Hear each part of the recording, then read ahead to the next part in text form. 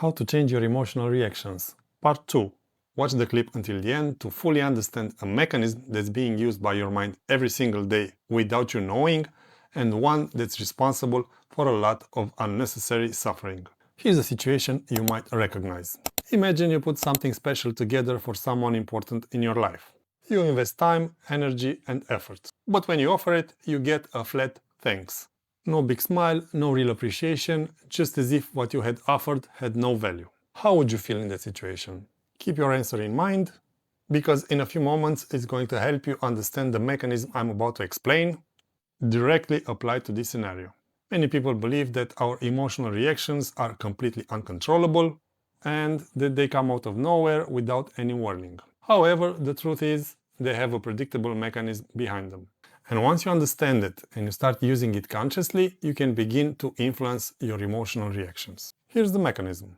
Our emotional reactions don't come from what happens around us, but they come from the math of our expectations. And the formula is pretty clear.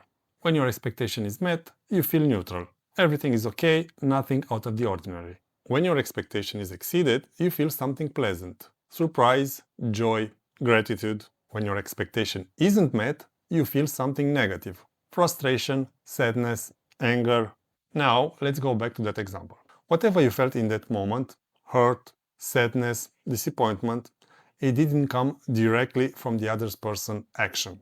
It came from the fact that you were expecting something else, and reality didn't match it. So how do you use this mechanism to stop suffering when you don't have to?